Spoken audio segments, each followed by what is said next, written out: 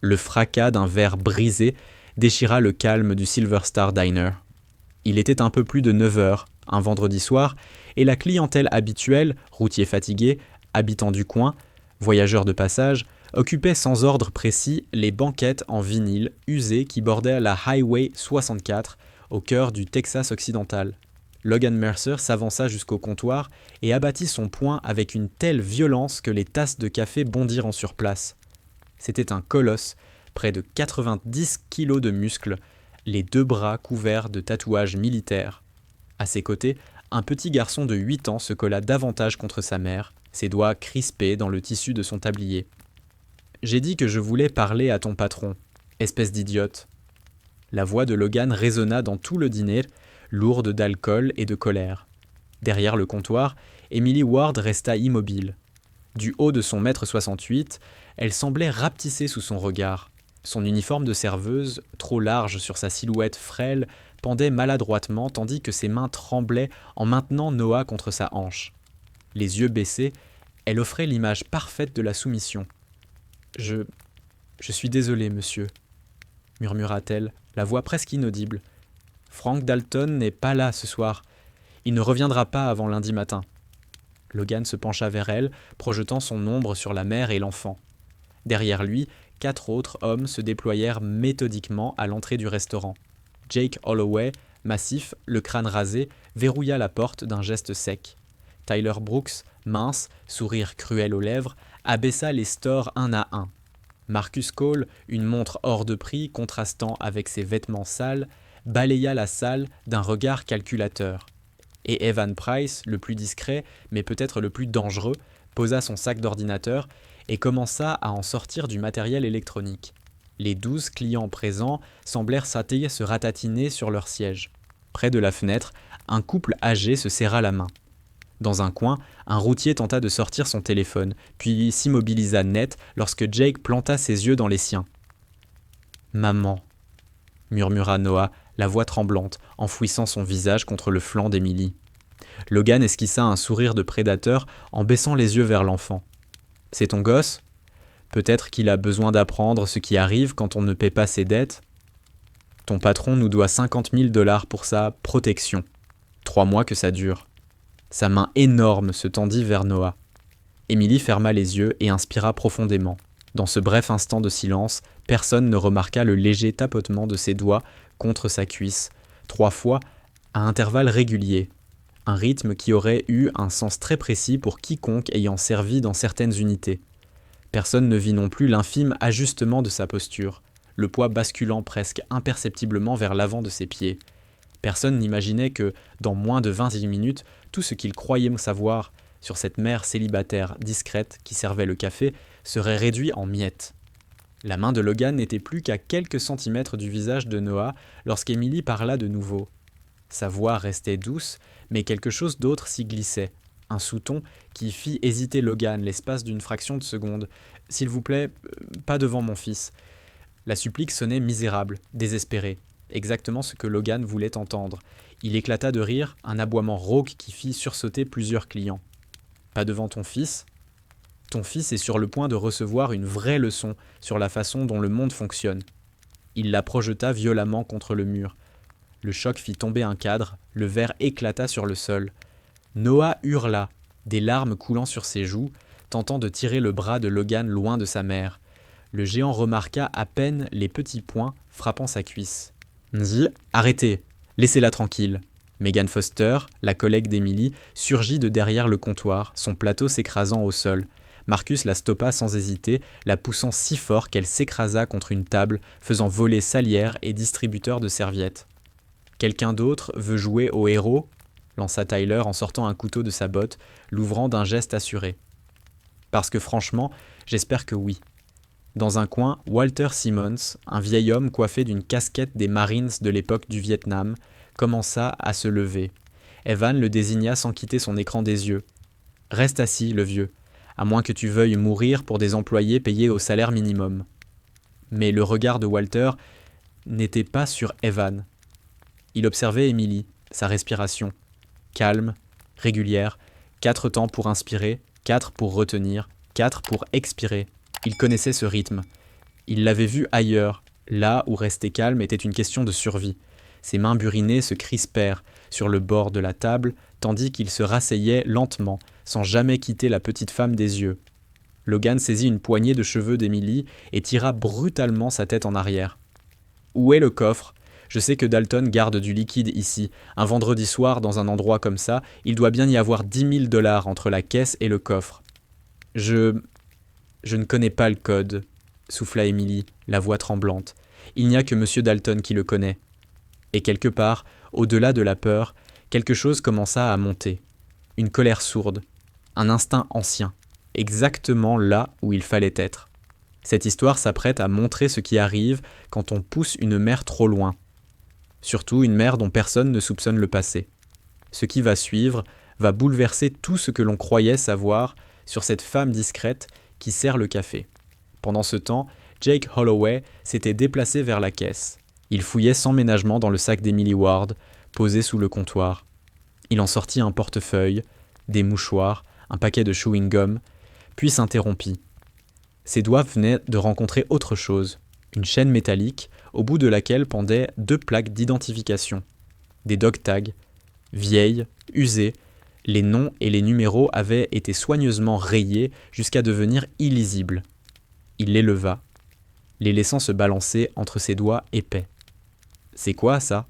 lança-t-il avec un rictus. « À ton papa ? Ou à un petit ami qui t'a laissé avec le gosse ?» Emily ne répondit pas.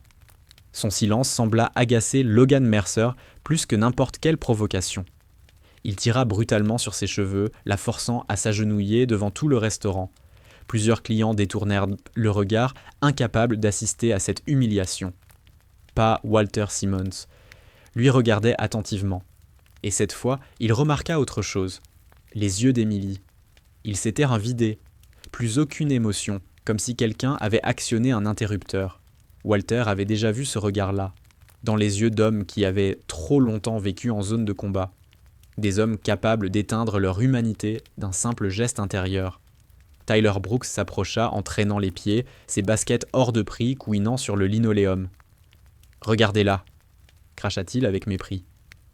Une petite souris pathétique, elle gagne quoi ? 7 $ de l'heure, plus les pourboires, et elle élève un gamin avec ça ? Il se tourna vers Noah, qui pleurait ouvertement maintenant. « Hé gamin, ta mère est une ratée, habitue-toi à être déçu. » Les mots l'y frappèrent juste. Le visage de Noah se crispa et il se jeta sur Tyler, ses petits poings frappant dans tous les sens. « Ne parle pas de ma maman comme ça. » Tyler attrapa son poignet sans effort, éclatant de rire. « Oh, t'as du répondant, hein ? Comme ta mère, à faire semblant d'être courageuse. » Il le repoussa violemment. Noah recula en titubant et heurta le comptoir. Ce geste-là, cette cruauté désinvolte envers son enfant. Quelque chose changea dans la posture d'Emily, c'était infime, presque invisible. Seul Walter le vit. Ses épaules roulèrent légèrement en arrière. Son menton se releva d'1 millimètre à peine, et sa respiration changea. Elle quitta le rythme contrôlé. Inspirer, retenir, expirer pour autre chose. Un souffle calé sur les battements de son cœur, les faisant chuter à un rythme lent, dangereux. 40 pulsations par minute, un corps prêt au combat. Evan Price avait installé son ordinateur portable sur une table, ses doigts dansaient sur le clavier. « Je suis dans le système de sécurité », annonça-t-il. « Les caméras tournent en boucle. Quoi qu'il arrive ici, restera ici. »« Parfait », répondit Logan en lâchant enfin les cheveux d'Emily qui s'affaissa contre le mur. « Parce que ça va devenir instructif. » Marcus Cole revint de la cuisine, les mains vides. « Rien là-bas, pas de coffre. Il doit être dans le bureau. »« Va vérifier », ordonna Logan. Puis il reporta toute son attention sur Emily. « Tu sais quoi ? Je crois que tu ne comprends toujours pas la situation. Ton patron nous doit de l'argent, du vrai argent. Et puisqu'il n'est pas là, tu vas nous aider à le récupérer. Je vous l'ai dit, je ne sais pas. » La main de Logan partit sans prévenir. Le revers de sa paume frappa le visage d'Emily avec un claquement sec qui résonna dans tout le dîner. Elle tomba de côté, se rattrapant de justesse sur ses mains. Un filet de sang apparut au coin de sa bouche. Noah hurla et tenta de la rejoindre, mais Jake le retint d'une seule main, énorme. Dans un coin, George Whitman et sa femme essayèrent de se lever. « Ça suffit !» dit George, la voix tremblante d'indignation. « Vous avez fait passer votre message, laissez-les tranquilles. » Evan se leva lentement, refermant son ordinateur. Il s'approcha de George avec un calme menaçant. « Vous savez quel est votre problème, vieux ? Vous croyez encore que c'est la civilisation, ici. Mauvaise nouvelle, c'est la jungle, et nous, on est les prédateurs dominants. » Il balaya la tasse de café de George d'un revers de main. Le liquide brûlant se répandit sur ses genoux. Pendant ce temps, Emily s'était redressée sur les genoux. Elle essuya le sang sur sa bouche du dos de la main. Lorsqu'elle releva les yeux vers Logan, quelque chose passa dans son regard, une étincelle fugace, presque imperceptible, qui le fit reculer d'un pas sans même comprendre pourquoi. Puis c'était déjà parti. La peur, la soumission, de retour. « S'il vous plaît, » murmura-t-elle. « Il y a le sac de dépôt dans la caisse, environ 2000 $. Prenez-les et partez. » Logan éclata de rire. 2000 ? Tu as la moindre idée à qui tu parles, ma petite ? Il écarta les bras. On n'est pas des voleurs de pacotille. On contrôle tout ce comté. Chaque commerce, d'ici jusqu'à l'autoroute, nous paie. Ton patron a cru qu'il pouvait se défiler, planquer son fric là où on ne le trouverait pas. Mais on trouve toujours. Sa montre tactique capta la lumière crue des néons. Un modèle militaire capable de surveiller les constantes vitales, d'envoyer des signaux d'urgence par satellite, du matériel standard pour les unités spéciales. Mais ces hommes-là n'étaient plus en service, ça se voyait. Leur posture était mauvaise, trop relâchée, trop indisciplinée. Des soldats du week-end, au mieux. Des recalés, au pire. Les yeux d'Emily suivirent la montre pendant une fraction de seconde à peine. Assez longtemps pour en analyser les capacités, les limites. Un détail qui aurait paru suspect si quelqu'un avait prêté attention à elle, plutôt qu'au spectacle d'intimidation que Logan s'acharnait à offrir. Mais personne ne regardait au bon endroit. La montre pouvait analyser les schémas de déplacement, mesurer les variations du rythme cardiaque et même anticiper l'état de préparation au combat à partir de marqueurs physiologiques. Des technologies similaires étaient désormais utilisées par le personnel médical pour surveiller les secouristes en situation de crise, fournissant des données en temps réel. Parfois la frontière entre une intervention réussie et un désastre. Les modèles les plus récents intégraient même des canaux de communication cryptés, bien qu'Emily doutât sérieusement que l'équipe de Logan Mercer dispose d'un tel niveau de sophistication. « Marcus, quelque chose ?» lança Logan. « Le bureau est verrouillé, je peux forcer la porte, mais ça prendra 1 minute. » « Fais-le. » Tyler Brooks s'était déplacé vers les fenêtres, s'assurant qu'aucun regard extérieur ne puisse pénétrer à l'intérieur. Il s'arrêta devant une banquette où une femme d'âge mûr était figée, son téléphone posé devant elle. Il le prit calmement, lui adressa un sourire presque poli, puis le plongea dans un verre d'eau. Pas d'appel à l'aide. Soirée privée. La femme hocha la tête précipitamment. Son badge indiquait Laura Mitchell, hôpital du comté. Ses mains tremblaient, mais son regard glissa vers Emily, et quelque chose passa entre elles. Une reconnaissance silencieuse, plus profonde que la simple compassion. Laura était infirmière en traumatologie depuis 15 ans. Elle avait vu des victimes par centaines. Pourtant, quelque chose dans la posture d'Emily, la façon dont elle se plaçait constamment entre le danger et son fils, même en jouant la femme brisée, éveilla chez elle un autre type d'alerte, instinctive, professionnelle. Jake Holloway, tenant toujours Noah, décida d'en rajouter. « Tu sais quoi, Logan ? J'ai l'impression que maman, là, ne nous prend pas au sérieux. » Il sortit son propre couteau, le tenant bien en évidence, à hauteur du regard d'Emily. Peut-être qu'un petit souvenir sur le gamin l'aiderait à comprendre. Une cicatrice, ça marque, non ? La température sembla chuter brutalement dans la pièce. Le corps d'Emily devint parfaitement immobile. Pas figé par la peur, immobile d'une manière presque inhumaine. Walter le vit immédiatement. Ce genre de silence absolu qui précède la violence, comme l'instant suspendu entre l'éclair et le tonnerre. Les pupilles d'Emily se dilatèrent légèrement. Sa respiration s'arrêta net. 3 secondes exactement. Puis reprit, mais sur un autre rythme, plus lent, plus profond. Respiration de combat. Respiration de mise à mort. « Non », dit Emily. Sa voix avait changé, toujours basse, toujours calme. Mais quelque chose vibrait en dessous. Quelque chose qui fit hésiter la main de Jake. « Pas mon fils. » Logan éclata de rire, mais le son était moins assuré cette fois. « Et sinon ? Tu vas faire quoi, serveuse ?» Emily se releva lentement. Ses mouvements étaient fluides, malgré le tremblement qu'elle continuait de feindre. « S'il vous plaît, je vais vous aider. Je sais où Frank Dalton cache le double de la clé du bureau. Je vous en prie, ne lui faites pas de mal, c'était un mensonge. Et un excellent. » Logan mordit à l'hameçon sans la moindre hésitation. Son ego était trop gonflé pour remarquer comment Emily s'était positionnée, à distance égale, des 5 hommes, avec des lignes de vue dégagées sur chacune de leurs armes. Son corps légèrement de biais, offrant une cible minimale tout en conservant une liberté de mouvement maximale. « Voilà qui est mieux, » dit-il. « Montre-nous. » Emily se dirigea vers le comptoir, sa démarche toujours empreinte de peur et de soumission. Mais Walter remarqua que ses pieds ne se croisaient jamais, un équilibre parfait à chaque pas.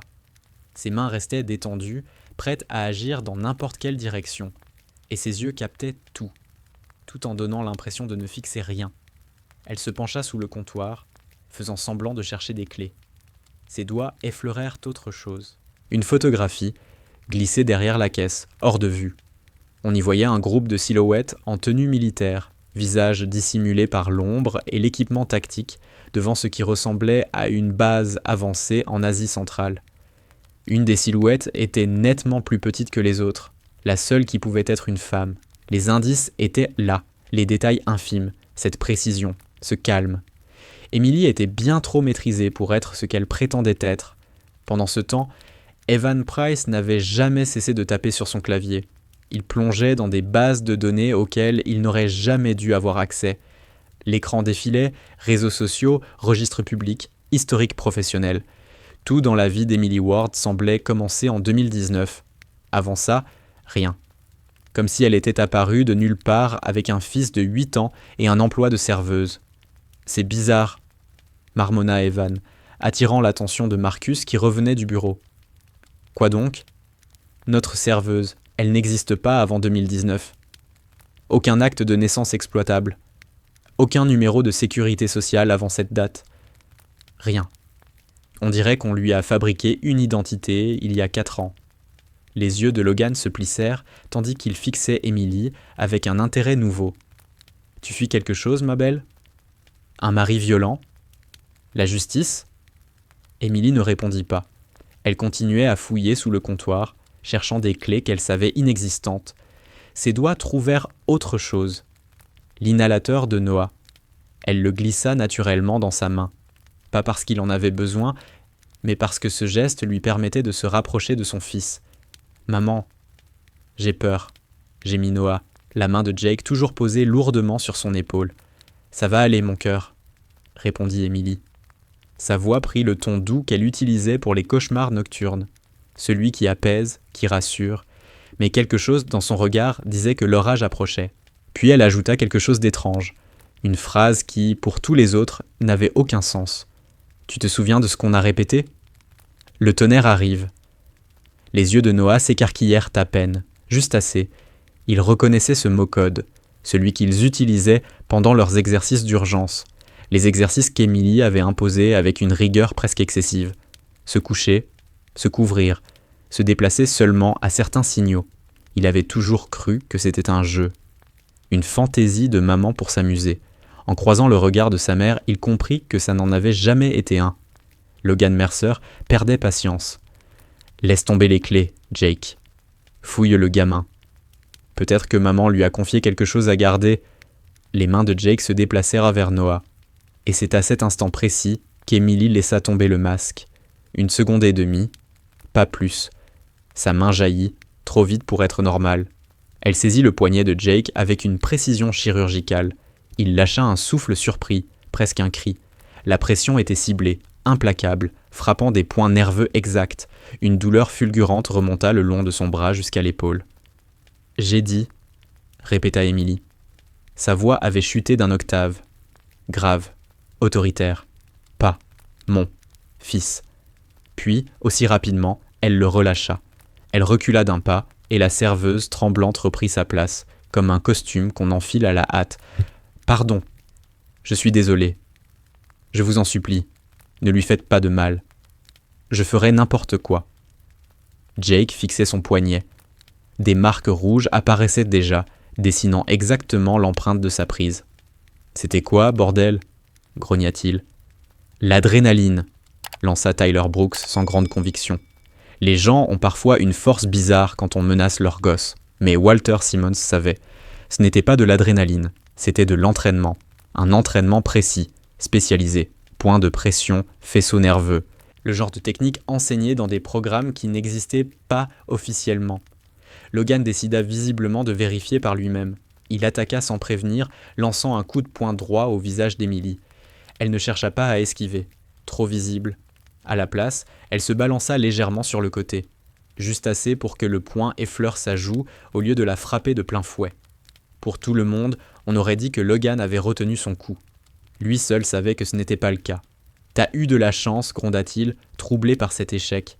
« S'il vous plaît, sanglota Emily, accentuant l'illusion. Je ne veux pas d'ennui. Mais son corps avait encore changé. Elle était désormais plus proche de Noah.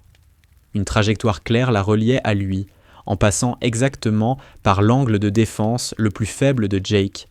Son centre de gravité avait glissé, prêt à exploser dans n'importe quelle direction.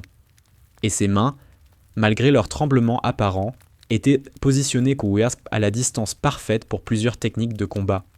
Un client habituel, légèrement ivre, se leva soudain du tabouret du bar. Il vacilla un peu. « Je la connais », bredouilla-t-il en pointant Emily du doigt. « Je l'ai déjà vue. » Tous les regards se tournèrent vers lui. L'intérêt de Logan s'aiguisait. « Où ça ?»« Fort Irwin, » dit l'homme en se balançant. « En 2018, elle était là. Je me souviens parce qu'elle était la seule femme au réfectoire. »« Qui ?» demanda quelqu'un. Il plissa les yeux, hésitant. « Non. Enfin, peut-être que c'était pas elle. Elles se ressemblent toutes, les Bass Bunnies. » Logan éclata de rire. La tension se relâcha légèrement. Une Bass Bunny ? Tout s'explique alors. Une groupie de militaires qui s'est fait engrosser par un marine qui s'est tiré.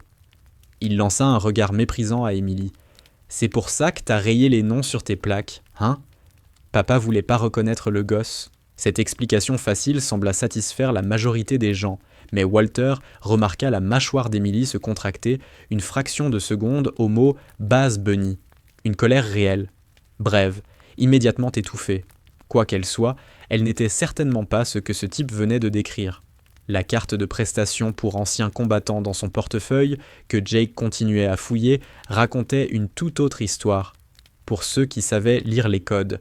La suite alphanumérique dans l'angle indiquait un niveau de classification que les ayants droit civil n'obtenaient jamais. Des vétérans d'élite avec certains profils bénéficiaires de couverture incluant traitements spécialisés pour le stress post-traumatique, sécurité familiale, protection d'identité, défense juridique, des polices dépassant souvent les 2 millions de dollars, et même une assurance d'extraction pour opérateurs à haut risque. Le genre de protection qu'on accorde à quelqu'un dont on sait que le danger pourrait le suivre jusque chez lui. Cette carte-là portait en plus de minuscules éléments holographiques, des marqueurs réservés à un cercle extrêmement fermé, un cercle dont les membres avaient signé des documents jurant qu'ils n'existaient pas. « Rien d'utile », annonça Jake en jetant le portefeuille, 60 $ et des tickets alimentaires. La carte tomba au sol, face contre terre. Au même moment, Marcus Cole réussit enfin à forcer la porte du bureau. « J'y suis. »« Fouille tout », ordonna Logan. « Le coffre, les tiroirs, les classeurs, tout !» Alors que Marcus fouillait, l'ordinateur d'Evan Price émit un signal sonore. « Intéressant, » murmura-t-il. Il tourna l'écran vers Logan. « J'ai lancé une reconnaissance faciale sur notre serveuse. 0 résultat sur les réseaux sociaux. Mais la base militaire a réagi. » Il hésita une seconde. Dossier classifié. Il faut une autorisation de niveau supérieur pour y accéder. Logan fronça les sourcils. Depuis quand une serveuse a des dossiers militaires classifiés ? Ils n'en ont pas, lança Marcus Cole depuis le bureau. À moins qu'elle ne soit pas vraiment serveuse. L'atmosphère bascula. Les 5 hommes regardaient désormais Emily autrement. Plus seulement comme une proie. Quelque chose avait changé. Une gêne diffuse, une possibilité qu'ils n'avaient pas envisagée. Mais il raisonnait encore trop petit. Il l'imaginait peut-être policière militaire ou renseignement de second ordre. Ils étaient à des années-lumière de la vérité. À cet instant précis, la voiture de patrouille du shérif Callahan passa lentement devant le Silver Star Diner. À travers les interstices des stores, les gyrophares balayèrent en mille les vitres. Plusieurs clients se tendirent, espérant qu'il s'arrête. La voiture continua sa route. Callahan faisait sa ronde, inconscient de ce qui se jouait à l'intérieur. Logan Mercer vit la déception sur les visages et éclata de rire. Personne ne viendra vous sauver. Et même si quelqu'un venait, on serait parti avant qu'il n'ouvre la porte. Il s'approcha d'Emily. C'est ça que vous ne comprenez pas. Ce comté, il est à nous. Le shérif, les juges, tout le système. Ils savent quand regarder ailleurs. Il avait tort à propos de Callahan, mais il ne le savait pas encore. Rien dans le bureau, annonça Marcus en ressortant, furieux. Juste des reçus et de la paperasse. S'il y a de l'argent, il est planqué sérieusement. La frustration de Logan monta d'un cran. Il attrapa Emily une nouvelle fois, cette fois par la gorge, et la souleva légèrement, ses pieds quittant le sol. Dernière chance. Où est l'argent ? Les mains d'Emily se levèrent pour saisir son poignet, pas comme le ferait une victime paniquée. Son pouce trouva des points précis, appliquant une pression qui aurait pu briser son étreinte, si elle avait insisté. Elle n'insista pas. Pas encore. À la place, elle haleta, laissa son corps se relâcher à moitié. J'arrive pas à respirer. Logan la lâcha. Elle s'effondra à genoux, toussant violemment. Mais Walter Simmons avait vu. Elle avait contrôlé sa chute, calculé son angle, atterri exactement à portée du couteau de cuisine tombé plus tôt sur le sol. Noah pleurait de plus en plus fort, se débattant contre Jake Holloway. « Maman, ça va ?»« Ça va, mon cœur. » râla Emily, la voix éraillée, les yeux d'une lucidité glaçante. Elle fixa son fils avec une intensité qui transmettait bien plus que des mots. « Tu te souviens de ce que je t'ai appris sur le courage ?» Noah hocha la tête. Ses sanglots ralentirent. Il reconnut ce ton, celui qu'elle n'avait utilisé qu'une seule fois auparavant, lors d'un camping face à un puma. Pas un exercice, un vrai danger. Logan détacha sa ceinture, le cuir claqua dans l'air. « Tu sais quoi ? J'en ai marre de ce jeu. Peut-être qu'il te faut une vraie motivation. » Il se tourna vers Jake. « Tiens-lui les bras. » Jake relâcha Noah sans ménagement et attrapa les bras d'Emily, les tirant derrière son dos. Elle ne résista pas. Mais Walter remarqua que ses articulations restaient souples, prêtes à glisser hors de la prise. Sa respiration changea encore. Pas les halètements d'une femme terrorisée, une préparation méthodique à l'action. « Ça va faire mal », annonça Logan en levant la ceinture. « Mais pas autant que de te regarder pendant que je ferai ça à ton gosse ensuite. » La ceinture s'abattit dans un arc brutal. Au tout dernier instant, Emily pivota légèrement l'épaule, laissant le coup frapper le muscle plutôt que l'os. Elle cria. Un cri calculé. Suffisamment fort pour flatter l'ego de Logan. Pas le son d'une vraie douleur. Elle avait encaissé bien pire à l'entraînement. Elle savait comment absorber l'impact. L'ordinateur d'Evan Price émit un nouveau bip. Il fronça les sourcils. « Les gars, c'est vraiment étrange. J'ai réussi un décryptage partiel de son dossier. » Il pâlit légèrement. « Il y a un nom de code. Whisper. Et une désignation d'unité masquée, mais je distingue clairement. Tim. Et le chiffre 3. » Ces mots ne signifiaient rien pour la plupart des gens présents, mais l'inspiration brutale de Walter fut parfaitement audible. Il savait ce que Team 3 voulait dire dans certains contextes. Et s'il avait raison, ces 5 imbéciles venaient d'acculer l'une des personnes les plus dangereuses du pays. Logan leva de nouveau la ceinture. Mais cette fois, Noah se libéra et se jeta sur lui, ses petits poings frappant désespérément sa cuisse. « Arrête ! Arrête de lui faire mal !» Logan éclata de rire et attrapa l'enfant d'une seule main, le soulevant sans effort. Courageux, le petit.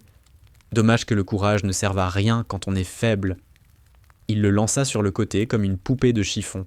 Noah heurta une table et s'effondra au sol, hurlant de douleur. Et ce cri-là, le cri de son enfant. Ce fut celui de trop. Le verrou qu'Emily retenait depuis le début céda. Le changement fut instantané, terrifiant. En une fraction de seconde, elle passa de victime à prédatrice. Les tremblements cessèrent. La soumission s'évanouit. Ses yeux devinrent complètement plats, froids, calculateurs, mortels. Jake, qui la maintenait encore, sentit le changement comme une décharge électrique. Il la lâcha instinctivement et recula d'un pas. Pathétique, ricana Tyler Brooks, sans remarquer la métamorphose. Regarde-la, même pas capable de protéger son gosse. Belle-mère, vraiment. Émilie se redressa lentement, délibérément. Quand elle parla, toute trace de peur avait disparu de sa voix. Elle était calme, contrôlée, et infiniment plus effrayante qu'un cri. « Tu as touché mon fils. » Logan, encore ivre de son sentiment de toute puissance, rit. « Ouais. Et alors ?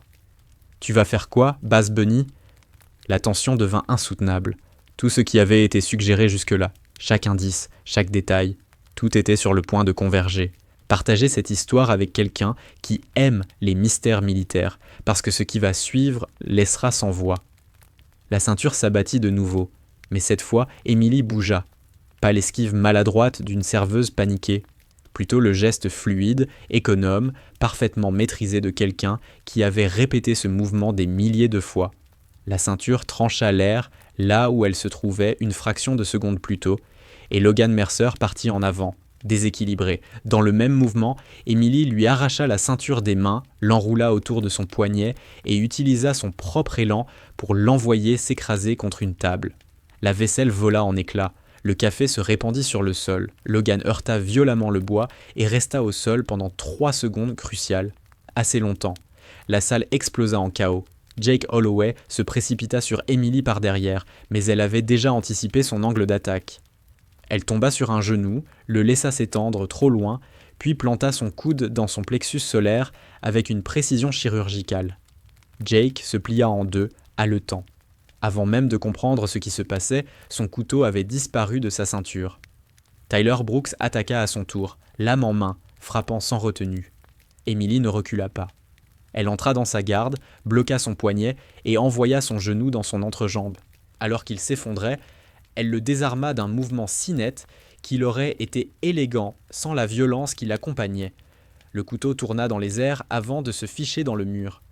Evan Price, le plus malin, avait sorti un pistolet de son sac d'ordinateur. Mais Émilie l'avait déjà intégré à son calcul. Elle roula derrière le comptoir au moment où il tirait. La balle traversa la cafetière, provoquant une explosion de verre et de vapeur brûlante. Profitant du couvert, Émilie saisit une lourde assiette en céramique et la lança comme un frisbee. Elle frappa Evan à la tempe. Il s'écroula net. Marcus Cole tenta de fuir vers la porte. Émilie y était déjà. Elle avait traversé tout le dîner en moins de 2 secondes. Elle ne le frappa pas. Elle n'en avait pas besoin. Elle se contenta de se tenir devant lui. Quelque chose dans son regard le cloua sur place. Il leva les mains, se rendant sans un mot. Tout le combat avait duré moins de 12 secondes. Logan se relevait péniblement, le visage rouge de rage et d'humiliation. « Tu es morte, tu m'entends ? Morte !» Il chargea, ses 90 kilos de muscles et de fureur lancés à pleine vitesse. Émilie n'esquiva qu'au dernier instant. Elle pivota, utilisa son élan contre lui. Sa main trouva l'arrière de sa nuque et guida son visage droit contre l'arête du comptoir. Logan rebondit, le nez en sang, et recula en titubant. « Reste au sol, » dit Émilie calmement. Ce n'était pas une suggestion. Logan, hors de lui, sortit un second couteau de sa botte. Une lame de combat. Matériel militaire. « Je vais t'éventrer. Et ensuite, je m'occuperai de ton gosse. » C'était la phrase de trop. La réaction d'Émilie fut si rapide que, plus tard, les témoins en donneraient tous des versions différentes. Elle franchit la distance qui les séparait en un battement de cœur. Sa main partit dans ce qui ressemblait à une simple gifle. Mais c'était en réalité un coup de paume dévastateur sur sa main armée. Le couteau vola. Son autre main se referma sur sa gorge, pouce et doigt placés exactement au point qui bloque l'afflux sanguin vers le cerveau. Le visage de Logan vira au violet. Il se débattit, griffa. Mais elle était immuable, comme taillée dans la pierre. De sa main libre, elle tira quelque chose de sa ceinture, son propre téléphone. Elle le plaça devant son visage, utilisa la reconnaissance faciale pour le déverrouiller, puis fit défiler l'écran. Moins de 3 secondes, quand elle parla, sa voix était toujours d'un calme glaçant. « Je viens d'envoyer toute ta liste de contacts, fournisseurs de drogue, juges que tu prétends contrôler compris, au bureau du FBI de San Antonio. Tu as désormais des problèmes bien plus graves que moi. » Elle le lâcha. Logan s'effondra, cherchant l'air. Dans sa chute, sa main agrippa la chemise d'Émilie. Le tissu usé se déchira du col jusqu'à la taille. Le silence fut total. Le dos d'Émilie était exposé au regard de tout le dîner. Ce qu'ils virent défiait toute explication. Le trident des Seals s'étendait sur ses épaules, l'aigle, l'encre et le trident inconfondables pour quiconque avait servi. En dessous, une inscription nette, Team 3, et plus bas encore, la devise gravée à même la peau. The only easy day was yesterday. Mais ce furent les cicatrices qui arrachèrent des souffles. Des marques d'IED strièrent son dos en motifs tordus. Des brûlures longèrent ses côtes. Ce qui ressemblait à des cicatrices de balles ponctuait son omoplate. Ce n'était pas le corps d'une serveuse, c'était celui de quelqu'un qui avait fait la guerre et qui en était revenu en la portant à jamais. À cet instant précis, la porte du dîner s'ouvrit. Le shérif Callahan entra, ayant fait demi-tour parce que quelque chose lui avait semblé anormal. Il balaya la scène du regard, 5 hommes, à terre, dans des états divers, Émilie debout, au centre, la chemise déchirée, le tatouage visible. Tout son corps se figea. Callahan avait été marine pendant 8 ans avant de devenir shérif. Il avait travaillé avec des Seals à Fallujah. Il savait exactement ce que signifiait ce tatouage, ce que représentèrent ces cicatrices. Sans la moindre hésitation, il se mit au garde à vous et salua. « Madame », déclara-t-il d'une voix formelle, « Shérif Callahan, ancien sergent, 2e bataillon, 5e Marines. » Sur le sol, Logan, agrippant encore sa gorge, regardait de l'un à l'autre, totalement perdu. Keomni, « Quoi? Qu'est-ce que vous faites? Arrêtez-la, elle nous a attaqués. » Callahan l'ignora complètement et sortit son téléphone. « Centrale, ici le shérif Callahan. J'ai besoin de renforts au Silver Star Diner. 5 suspects en garde à vue pour agression, tentative de vol à main armée et menace sur une opératrice fédérale. » Il marqua une pause. « Contactez aussi la CID. Dites-leur que nous avons une situation impliquant l'une des leurs. »« Opératrice fédérale ?» cracha Tyler Brooks depuis le sol, recroquevillé. « C'est une serveuse. » Callahan se tourna enfin vers lui, son regard était chargé de mépris. « Non, imbécile. C'est une SEAL de la Navy, enfin, elle l'était. Team 3 a opéré en Afghanistan de 2016 à 2022. Des missions clandestines qui n'existent pas officiellement. Evan Price, la temps pensant, réussit à articuler. Les femmes SEAL, ça n'existe pas. Ça existe maintenant, répondit Callahan sans détour. Les femmes peuvent tenter la sélection depuis 2015. Moins d'une douzaine ont réussi. Et vous venez d'en agresser une. Emily avait ramené Noah contre elle, le serrant de toutes ses forces, tout en gardant le dos tourné au reste de la salle pour que personne ne fixe ses cicatrices. Le garçon pleurait encore, mais plus de soulagement que de douleur. « Maman » murmura-t-il, perdu. « C'est vrai ? Tu étais vraiment... » Emily déposa un baiser sur ses cheveux. « On en parlera plus tard, mon cœur. Tu es blessée ? » ?»« Non, ça va, maman. » « Tu étais comme une super-héroïne. »« Non, » répondit-elle doucement. « J'étais juste une marin faisant son travail. » Logan Mercer avait réussi à se redresser en position assise. Son visage n'était plus qu'un masque de stupeur et de peur croissante. « C'est impossible. »« Tu ne peux pas être. » Callahan s'approcha de lui et se plaça clairement entre Logan et Emily. « Ces dossiers sont classifiés. Mais je peux te dire une chose. Si elle avait voulu te tuer, tu serais mort.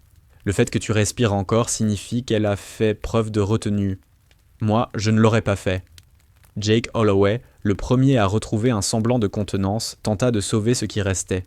« On ne savait pas. » »« Comment on aurait pu savoir ? » ?»« Elle n'a jamais rien dit. » Walter Simmons se leva enfin de sa banquette, ses vieilles articulations grinçant. Elle n'avait rien à dire.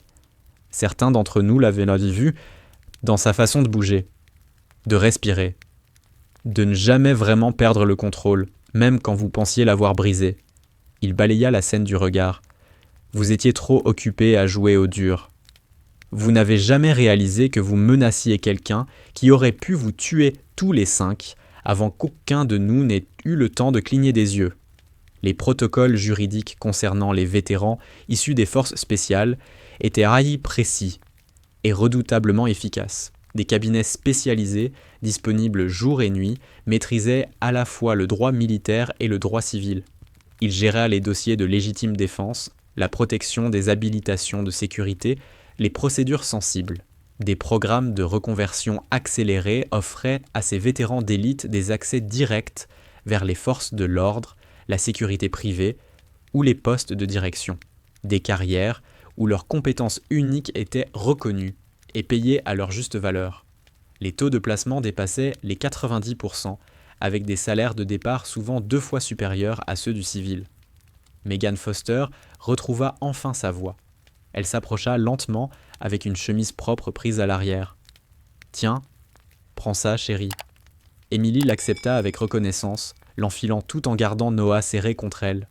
En bougeant, d'autres détails sautèrent aux yeux. Les callosités sur ses mains ne venaient pas de plateaux portés trop longtemps, mais d'années à manipuler des armes. Et même maintenant, son regard englobait les 5 hommes à terre sans jamais les perdre de vue. Logan tenta une dernière manœuvre désespérée. « Vous ne pouvez rien prouver. Ce sera votre parole contre la nôtre. » On dira qu'elle nous a attaqués sans raison. Callahan éclata de rire. « Sérieusement, c'est vraiment l'histoire que tu veux raconter ?» Il pointa la caméra de sécurité dans un coin. « Cette caméra que vous pensiez avoir neutralisée, elle envoie tout dans le cloud toutes les 30 secondes. Depuis 1 an, après la dernière tentative de braquage. On a tout. Les menaces contre son fils, les agressions, toute la scène. L'ordinateur d'Evan, toujours allumé, émit un signal sonore. L'écran afficha une notification « Alerte SEED, opératrice Whisper, localisation confirmée. Équipe d'intervention, ETA, 15 minutes. » « Équipe d'intervention ?» demanda Marcus d'une voix blanche. « Procédure standard, » expliqua Callahan. « Quand quelqu'un s'en prend à l'un de leurs opérateurs. Ils ne prennent pas ça à la légère. Vous êtes en train de devenir des dossiers fédéraux. » Emily secoua la tête. « Shérif, rappelez-les. Je ne veux pas de ce genre d'attention. » Callahan la regarda, surpris. « Madame, avec tout le respect que je vous dois, ces hommes ont agressé vous et votre fils. Vous êtes dans votre droit. J'ai aussi le droit d'être laissé tranquille. » L'interrompit Emily. « J'ai quitté cette vie pour une raison. »« Maman ?» demanda Noah, levant vers elle des yeux immenses. « Pourquoi tu ne me l'as jamais dit ?» Emily s'agenouilla devant lui, sa voix redevenue douce. « Parce que tu avais besoin d'une mère, pas d'une guerrière. Tu avais besoin de normalité, et j'ai essayé de te l'offrir. Mais tu es une héroïne. Non, mon cœur. Les héros font des choses extraordinaires. Moi, j'ai juste fait mon travail. » Logan, comprenant enfin l'ampleur de son erreur, tenta de balbutier des excuses. « Écoute, on ne savait pas. On est désolé. On partira. On ne reviendra jamais. S'il te plaît. » « Assez, » coupa Emily. « Vous avez menacé mon fils. On ne revient pas de ça. » À cet instant, Frank Dalton, le propriétaire du diner, surgit par la porte, alerté par quelqu'un. Il s'arrêta net devant le spectacle, table brisée, vaisselle éclatée, 5 hommes à terre. Son visage devint livide. « Emily, qu'est-ce qui s'est passé ?» demanda Frank Dalton, encore sous le choc. « Ton problème d'argent de protection s'est réglé tout seul, » répondit Walter Simmons d'un ton sec. Apparemment, engager une SEAL de la Navy comme serveuse a ses avantages. L'incompréhension de Dalton était évidente, jusqu'à ce qu'il remarque la chemise déchirée d'Emily et le tatouage encore partiellement visible. Sa bouche s'ouvrit sans qu'aucun son n'en sorte. « Tu étais dans l'armée ?»« Je l'ai été, » corrigea Emily calmement. « Aujourd'hui, je suis juste une mère célibataire qui essaie de joindre les deux bouts, avec un ensemble de compétences un peu particulier. » Callahan ajouta, pragmatique, « Monsieur Dalton, je vous conseille vivement de lui accorder une augmentation, et peut-être même une part dans l'affaire. Quelque chose me dit que personne ne tentera plus jamais de racketter ce dîner. » Au loin, les sirènes se rapprochaient. Les renforts arrivaient. Les 5 hommes qui étaient entrés comme des prédateurs n'étaient plus que des proies brisées, incapables de résister, tandis que les adjoints du shérif les prenaient en charge. Alors qu'on passait les menottes à Logan Mercer, il tourna une dernière fois la tête vers Emily. « Kandahar, 2018, Outpost Redstone. » Le visage d'Emily se figea imperceptiblement. « Comment sais-tu pour Redstone ?»« J'étais dans l'armée, » répondit-il. « 2e brigade, 100 YAM aéroportés. 15 août. Les talibans nous avaient cloués sur place. 50 hommes. On allait se faire submerger. » Sa voix trembla. Et puis un groupe fantôme est sorti de nulle part. 6 opérateurs. Ils ont tenu la ligne pendant 3 heures jusqu'à l'évacuation. On n'a jamais vu leur visage. Mais plus tard, le commandement nous a dit que c'était Team 3. Il avala difficilement sa salive. C'était toi. Emily ne répondit pas. Elle n'en avait pas besoin. La façade de dur de Logan s'effondra complètement. Tu as sauvé mon unité. Mes frères. On serait tous morts ce jour-là. C'était mon travail, répéta Emily à voix basse. Je suis désolé, souffla Logan. Vraiment, je ne savais pas. Je suis devenu comme ça après ma démobilisation. Le stress, l'alcool, j'ai perdu pied. Ce n'est pas une excuse, mais je suis désolé. Callahan le releva brutalement. Tu diras ça au juge. Alors qu'on les emmenait, Evan Price réussit à poser une dernière question. Quel genre de personne passe de SEAL à servir des cafés? Emily le fixa sans détour. Le genre qui a vu assez de morts, et qui veut juste verser du café et élever son fils en paix. Les conséquences furent rapides mais complexes. La CID arriva, malgré les réticences d'Emily, mais elle réussit à imposer la discrétion. Pas de presse, aucun rapport public au-delà du strict nécessaire pour les poursuites. Les 5 hommes seraient à juger, mais probablement via des accords pour éviter un procès trop exposé. Les clients du diner avaient encore du mal à réaliser ce qu'ils venaient de vivre. Laura Mitchell, l'infirmière en traumatologie, s'approcha d'Emily avec un regard professionnel. « Tes cicatrices devraient être examinées. Certaines ont l'air récentes. »« Elles sont sous contrôle, » répondit simplement Emily. George Whitman et sa femme vinrent à leur tour. Le vieil homme avançait prudemment. « Merci, » dit-il simplement, « d'avoir tenu tête à ces hommes. »« Je ne l'ai pas fait pour vous, » répondit Emily sans dureté. « Je l'ai fait pour lui. » Elle posa la main sur l'épaule de Noah, toujours collé contre elle. Walter Simmons fut le dernier à s'approcher. Le vétéran du Vietnam s'arrêta devant elle un long moment, puis leva la main pour un salut impeccable. « Petty officer. » Emily rendit le salut, puis le surprit en s'avançant pour lui donner une brève étreinte. « Tu savais, n'est-ce pas? Dès le début ?»« Je me doutais, » admit-il. « La respiration t'a trahi. Et cette façon de ne jamais vraiment perdre le contrôle, même quand il pensait t'avoir brisé. » Il esquissa un sourire triste. « J'ai connu quelques opérateurs dans ma vie. Vous avez tous ce même regard, comme si vous voyiez des fantômes invisibles pour les autres. Certains jours sont plus bruyants que d'autres, » concéda Emily. Le dîner était dévasté, table brisée, vaisselle éclatée, café et nourriture partout. Dalton observait le désastre, accablé. L'assurance ne couvrira jamais ça. Ils diront que c'était un acte criminel. Je m'en chargerai, dit Emily doucement. Avec quoi? Je sais combien je te paie. Elle le regarda calmement. J'ai des ressources. Laisse-moi gérer. Megan Foster, silencieuse jusque-là, osa enfin. Donc, tout ce temps, tu te cachais? Je vivais, corrigea Emily. Ce n'est pas la même chose. Mais pourquoi ici? Pourquoi servir des cafés? Emily balaya la salle du regard, les banquettes fendues, la vieille machine à café, le néon vacillant. Parce que personne ne cherche un fantôme dans un endroit comme celui-ci. Et parce que Noah avait besoin de normalité, de spectacles scolaires, de baseball, d'histoire du soir. Pas d'une mère qui sursaute au moindre bruit et dort avec une arme sous l'oreiller. Mais tu sursautes encore, observa Megan. Je l'ai vu quand une porte claque trop fort, quand quelqu'un fait tomber une assiette. Certaines choses ne disparaissent jamais, répondit Emily. On apprend juste à vivre avec. Le shérif Callahan, après avoir terminé les procédures, s'approcha une dernière fois. Madame, je dois vous poser une question. Y a-t-il autre chose que je devrais savoir? Quelqu'un susceptible de vous chercher? Des menaces en cours? Emily resta silencieuse un peu trop longtemps. Aucune menace active à ma connaissance.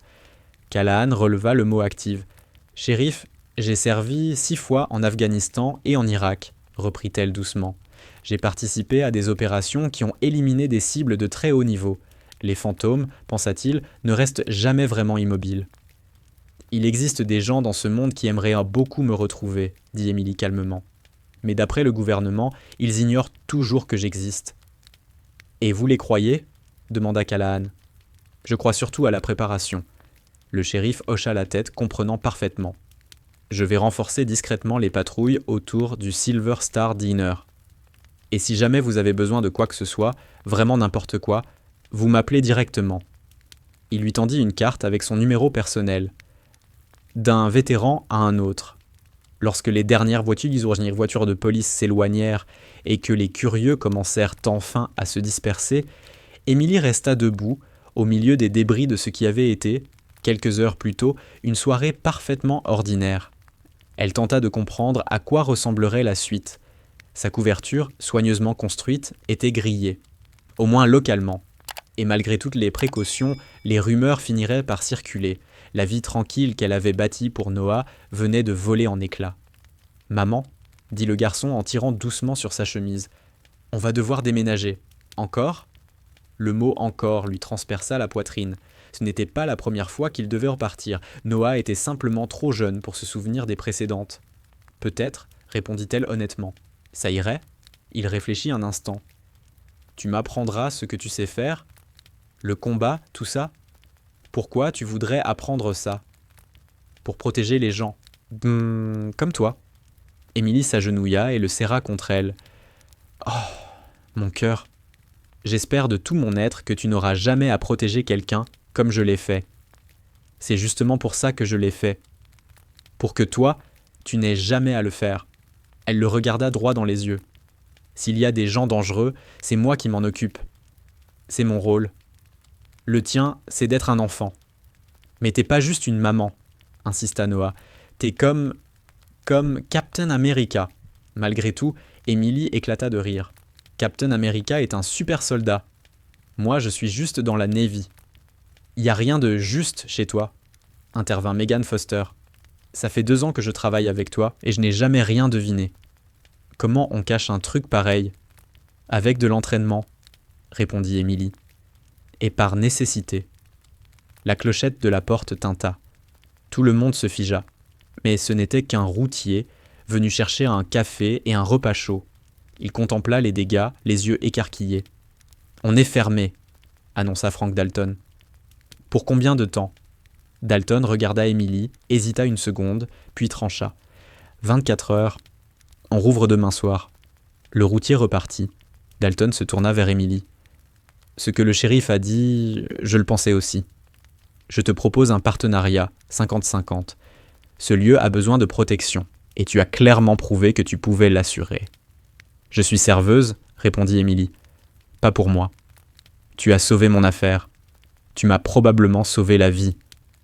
Quand ils auraient compris que je n'avais pas leur argent, ils m'auraient détruit. » Il inspira profondément. « S'il te plaît, laisse-moi faire ça. » Emily réfléchit.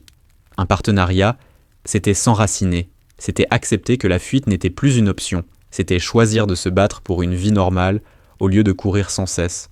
« D'accord, » dit-elle enfin, « mais à une condition. On installe un vrai système de sécurité. Et quand je dis vrai, je parle de niveau militaire. » Dalton éclata de rire un peu nerveusement. « Après ce que je viens de voir, tu installes absolument ce que tu veux. » Quand l'adrénaline commença enfin à retomber, Emily sentit le contre-coup familier. Ses mains se mirent à trembler. Pas de peur, de retour brutal à la réalité. 3 ans. 3 ans depuis la dernière fois qu'elle avait utilisé ses compétences. « Ça va ?» demanda Megan en remarquant les tremblements. « Ça ira. Ce que tu as fait avec la ceinture, le couteau, ça sort d'où ? 6 ans d'entraînement. Et 6 ans de pratique, répondit Emily simplement. Plus une motivation qu'aucun entraînement ne peut donner. Elle regarda Noah, qui aidait Walter Simmons à ramasser la vaisselle intacte. « Tu les aurais vraiment tués s'ils avaient été blessés, Noah ?» Le regard d'Emily fut une réponse suffisante. Megan frissonna. « Rappelle-moi de ne jamais te mettre en colère. » « Je n'étais pas en colère, » corrigea Emily. « La colère rend imprécis. J'étais concentré. » Alors qu'il commençait à nettoyer le dîner, le téléphone d'Emily vibra. Numéro inconnu. Elle lut le message et le sang se glaça dans ses veines. Whisper. « On sait où tu es. Le passé n'en a pas fini avec toi. » Elle supprima le message immédiatement. Mais le mal était fait. Quelqu'un savait. Quelqu'un de son ancienne vie l'avait retrouvé. Et cela signifiait que Noah était de nouveau en danger.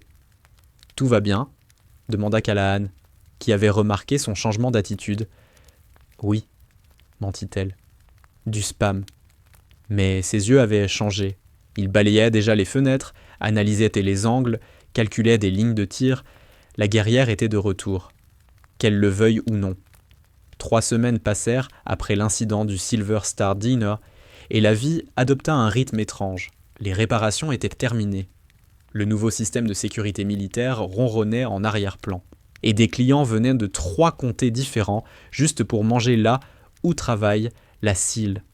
Emily détestait cette attention, mais elle ne pouvait nier qu'elle faisait tourner l'affaire.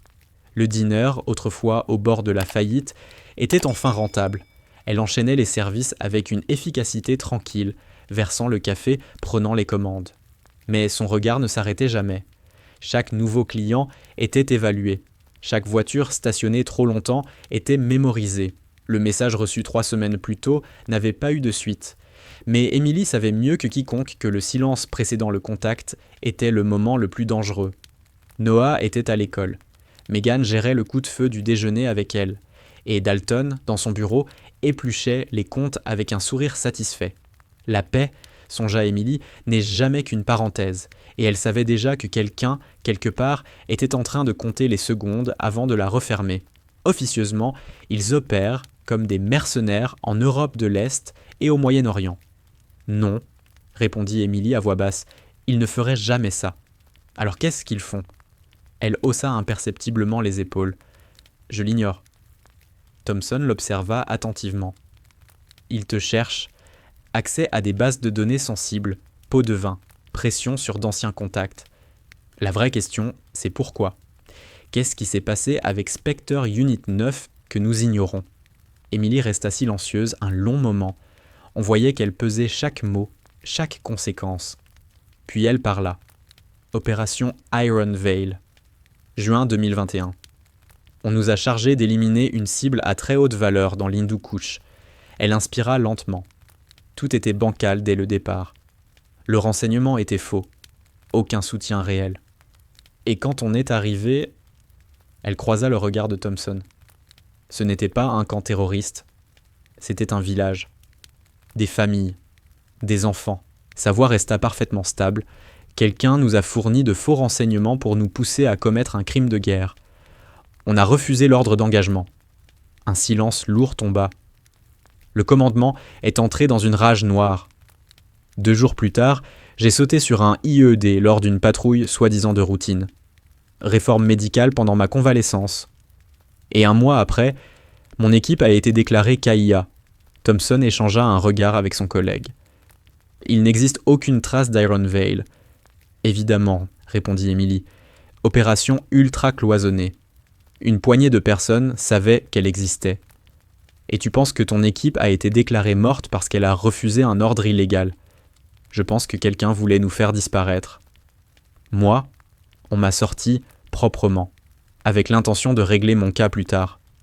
Les autres, je les croyais morts jusqu'à aujourd'hui. Le téléphone de Thompson vibra. Il pâlit en lisant l'écran. On a un problème. Emily se redressa aussitôt. Quoi ? Incident à l'école de ton fils il y a 10 minutes. 5 hommes ont tenté d'entrer en se faisant passer pour des agents fédéraux. Emily était déjà en mouvement. Où est Anoa ? La sécurité de l'école les a retenus. La police locale est sur place. Ton fils est sain et sauf, Petty Officer Ward. Il marqua une pause. Ces hommes avaient de vieilles photos de ton service. Ils cherchaient ton fils, spécifiquement. Le trajet jusqu'à l'école fut les 10 minutes les plus longues de sa vie. Chaque instinct tactique lui hurlait de fuir, de récupérer son enfant, de disparaître. Mais elle ne pouvait plus vivre ainsi, et elle ne ferait pas subir ça à Noah. Quand ils arrivèrent, l'école était cernée de voitures de police. Noah se trouvait dans le bureau de la directrice, secoué mais indemne. Dès qu'il vit Emily, il courut vers elle et s'agrippa à sa taille. « Maman, ces hommes ont dit qu'ils venaient m'emmener vers toi, mais Madame Rodriguez ne les a pas crus et elle a appelé la police. » Emily le serra contre elle, tout en balayant la pièce du regard. « Tu as très bien agi. Tu es toujours resté avec des adultes en qui tu avais confiance. » Le shérif Callahan interrogeait les 5 hommes dans une salle de classe voisine. Ils n'appartenaient pas à son ancienne unité. Des gros bras loués, probablement, mais l'un d'eux avait un téléphone, un seul numéro récent. Emily reconnut l'indicatif. L'Ukraine, murmura-t-elle. Ce sont des intermédiaires, engagés pour enlever mon fils et me forcer à sortir de l'ombre. Pour qui ? Demanda Thompson. Avant qu'elle ne puisse répondre, son téléphone vibra. Numéro inconnu. Indicatif international. Contre son instinct, elle décrocha. Whisper. La voix était douloureusement familière. Daniel Cross, indicatif Shepard, son ancien chef d'équipe, son frère d'armes. Daniel, tu es vivant. Nous le sommes tous. Il faut qu'on parle. Vous avez essayé d'enlever mon fils. Quoi ? Non ! Écoute-moi. Quelqu'un d'autre sait que nous te cherchons. Ils utilisent ça comme couverture. Jamais on ne te ferait du mal. Ni à l'enfant. Emily ferma brièvement les yeux. Alors pourquoi vouloir me faire venir ? Parce que tu es en danger. Iron Vale n'était pas ce que tu crois. Le village était un piège, oui, mais pas de notre côté. Quelqu'un au commandement travaillait avec l'ennemi. Sa voix se fit plus dure. On les traque depuis 2 ans. Qui ? Pas au téléphone. Relais routier à 50 miles au nord sur la Highway 64. Minuit. Viens seul. Daniel. Sarah. Il utilisa son vrai prénom. Il ne l'avait fait qu'une seule fois auparavant, à Kandahar, le jour où elle lui avait sauvé la vie. Fais-moi confiance, une dernière fois. La ligne se coupa. Thompson avait tout entendu. Tu n'envisages quand même pas d'y aller ? C'était mes frères, répondit Emily calmement. S'ils disent qu'en je suis en danger, je les crois. Ils sont officiellement morts depuis 2 ans. Des fantômes hors de tout cadre légal. C'est exactement le genre de piège classique.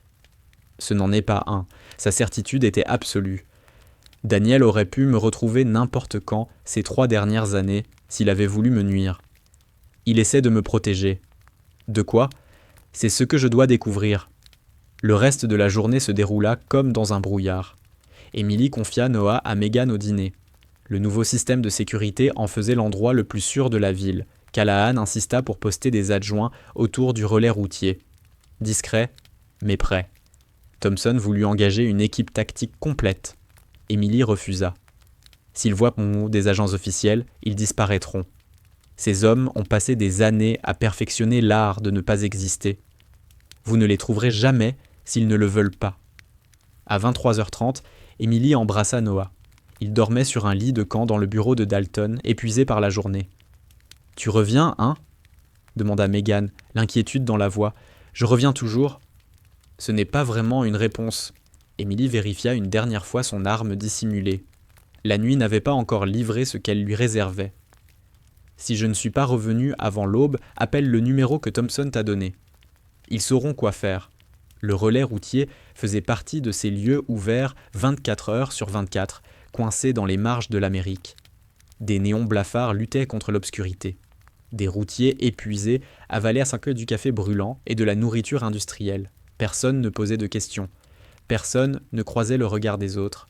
Emily gara son pick-up à l'extrémité du parking, là où elle disposait de lignes de vue dégagées et de plusieurs voies de repli. À minuit pile, une silhouette se détacha de l'ombre près des pompes diesel. Même après 2 ans, elle reconnut la démarche de Daniel Cross, la légère boiterie de la jambe gauche, vestige d'une vieille blessure. La main droite toujours libre, prête à accéder à une arme.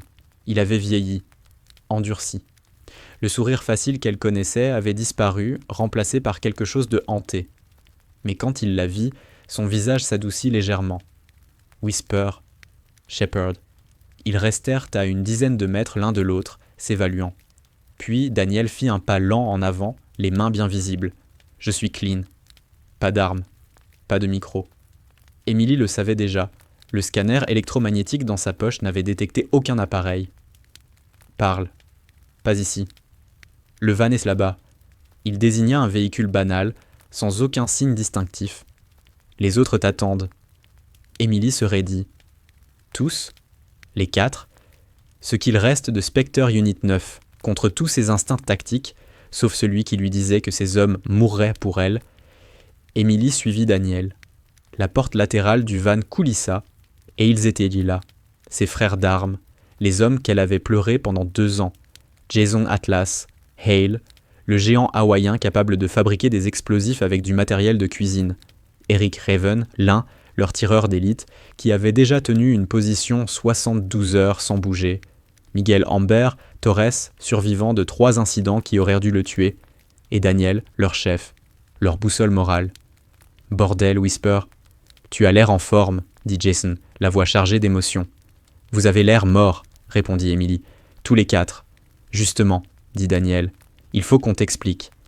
Il inspira profondément. Après ton IED, après ta réforme médicale, on a continué à creuser Iron Vale. Et on a trouvé des preuves, ajouta Eric. Le général Morrison recevait de l'argent du renseignement iranien. Le sang d'Emily se glaça. Le village où on nous a envoyés n'était pas une cible, poursuivit Daniel. C'était rempli de témoins. Des gens qui auraient pu le dénoncer. Morrison était désormais vice-président de l'état-major interarmé, l'un des postes militaires les plus puissants du pays. On a tenté de passer par les canaux officiels, dit Eric. Tous ceux à qui on a parlé ont été mutés. Ou ont eu des accidents. Puis ils sont venus pour nous, reprit Jason. Le crash d'hélicoptère était monté de toutes pièces. On nous a laissé le choix. Mourir pour de vrai. Ou mourir sur le papier et disparaître. Vous avez choisi de devenir des fantômes. On a choisi de survivre, corrigea Daniel. Et de réunir des preuves. Il fixa Emily. Ça fait 2 ans qu'on suit le réseau de Morrison. Nom, date, flux financier. Mais il nous manque une chose. Mon témoignage, murmura Emily. Exactement. Ce qui s'est réellement passé ce jour-là. Ça ne servira à rien. J'ai été mise à l'écart. Discrédité. Pas discrédité, dit Miguel en sortant une tablette. Réduite au silence, il fit défiler des fichiers. On a récupéré les enregistrements originaux de la mission, ceux qu'il prétendait avoir détruits. Ta voix refusant l'ordre. La menace de cour martiale de Morrison. Tout est là. Emily fixa l'écran. C'était irréfutable. De quoi faire tomber non seulement Morrison, mais toute une conspiration enracinée au sommet du commandement militaire. Pourquoi maintenant ? Demanda-t-elle. Pourquoi venir me chercher maintenant ? Parce que Morrison va être confirmé comme président de l'état-major, répondit Daniel. Dans 3 jours. Après ça, il sera intouchable. Mais il y a une audition du Sénat, conclut Emily. Si on transmet ces preuves aux bonnes personnes, on peut l'arrêter. Mais ça veut dire revenir d'entre les morts, dit Daniel, et finir la mission. Cette fois, correctement. Emily pensa à Noah, à la vie tranquille qu'elle avait construite, à cette normalité qu'elle avait promise, puis elle pensa à tous les soldats qui serviraient sous les ordres de Morrison, à ceux qui pourraient pas mourir à cause de ses mensonges. J'ai un fils maintenant. On sait, dit Daniel doucement. On veillait sur toi. Il a l'air bien. Un bon gosse. Il l'est, répondit-elle. Et je refuse qu'il grandisse dans un monde où des hommes comme Morrison détiennent le pouvoir. Alors, tu es avec nous ? Avant qu'elle ne réponde, son téléphone vibra. C'était Megan, sa voix était paniquée. « Emily, tu dois revenir tout de suite. Il y a des hommes ici. Des militaires. Ils disent avoir un mandat d'arrêt contre toi. » « Quoi ? Pour quel chef d'accusation ? Trahison. Ils disent que tu as vendu des informations classifiées à des puissances étrangères. Emily, ils sont armés. Et ce ne sont pas des locaux. Noah a peur. La communication se coupa. Emily releva lentement la tête. Morrison sait. Il passe à l'offensive. Daniel bougeait déjà. On a des véhicules. Des armes. Combien d'hostiles ? Inconnu. Mais mon fils est là-bas. Alors on va le chercher, dit Jason simplement. Comme avant. Ce n'est pas l'Afghanistan, prévint Emily. C'est une zone civile. Le sol américain. Morrison a franchi cette ligne en premier, répondit Eric en assemblant calmement un fusil. Il utilise des moyens militaires contre une civile. Ça fait de cette affaire la nôtre. Le retour vers le Silver Star Diner fut d'une précision chirurgicale, 5 véhicules, distance maîtrisée, champ de tir qui se recouvre. Emily était dans le véhicule de tête avec Daniel. Son esprit passait en revue chaque scénario possible. La guerre qu'elle avait fuie venait de la rattraper, et cette fois, elle se déroulait chez elle. Morrison disposait de ressources immenses, d'une couverture officielle et de l'effet de surprise, mais il avait commis une erreur capitale. Il avait menacé son fils. Ils s'arrêtèrent à un demi-mile du Silver Star Diner. Eric Raven, Lynn prit position sur une colline, assurant la couverture pendant que les autres progressaient à pied. « Visuel confirmé », annonça-t-il dans l'oreillette. 8 opérateurs en équipement tactique. 2 à l'entrée principale, 2 à l'arrière, 2 mobiles en patrouille, 2 à l'intérieur avec les civils. Plaque gouvernementale sur les véhicules, ajouta Miguel Amber Torres en scrutant avec des jumelles. Ce ne sont pas des mercenaires. Non, confirma Daniel Cross. Ce sont des actifs. Delta Force, l'escouade privée de Morrison. La mâchoire d'Emily se crispa. Ce sont toujours des Américains. On privilégie le non létal. Force létale uniquement si c'est absolument nécessaire. Reçu, répondit l'équipe à l'unisson. Ils se déplacèrent comme des ombres, utilisant des compétences forgées sur des terrains bien plus hostiles face à des ennemis autrement plus nombreux. Jason, Atlas, Hale et Miguel neutralisèrent d'abord les patrouilleurs, les plongeant dans l'inconscience par des prises d'étranglement silencieuses. Eric guidait chaque mouvement, indiquant les angles morts, les rotations, les secondes exactes où agir. Emily et Daniel approchèrent de l'entrée principale. À travers la vitre, elle aperçut Noah, assis dans une banquette, Megan le tenant contre elle, un bras protecteur autour de ses épaules. 2 opérateurs se tenaient au-dessus d'eux. Armes visibles, mais pas braquées. « Je prends celui de gauche », murmura Daniel. « Tu prends celui de droite, comme à Kandahar », confirma Emily. Ils franchirent la porte simultanément. Même avec leur entraînement, les opérateurs n'étaient pas préparés à voir 2 fantômes surgir du néant. L'homme d'Emily s'effondra après un coup précis sur un faisceau nerveux, son bras paralysé l'espace de longues secondes. Son arme heurta le sol. La cible de Daniel tenta de lever son fusil pour se retrouver dans un corps-à-corps brutal avec quelqu'un qui s'était entraîné 2 ans pour cet instant précis. « Maman !» cria Noah. « À terre, mon cœur !» répondit Emily sans quitter son adversaire des yeux. Les 2 opérateurs de la porte arrière accoururent, pour tomber sur Jason et Miguel arrivant en sens inverse. Le combat fut bref, intense. Des soldats d'élite utilisant tout leur savoir-faire, mais submergés par une coordination parfaite et l'effet de surprise. Moins de 90 secondes plus tard, les 8 hommes étaient au sol, désarmés, entravés par des colliers de serrage. Aucun coup de feu, aucune blessure grave. Juste 8 militaires d'élite se demandant comment ils avaient pu être neutralisés si vite. L'opérateur en chef, un major à en juger par ses insignes, lança un regard noir à Emily. « Vous faites une erreur. Nous avons une autorité légale. Basée sur des preuves fabriquées ?»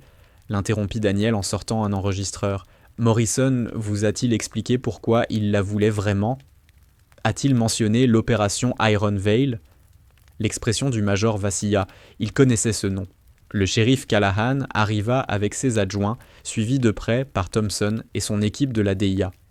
La situation dépassait toute logique administrative. Des agents fédéraux arrêtés par des forces locales, sur la base de preuves fournies par des SEAL officiellement morts. « Ça va être un cauchemar administratif », marmonna Thompson. « Bien pire que ça », répondit Daniel. Il sortit un téléphone satellite et composa un numéro de mémoire.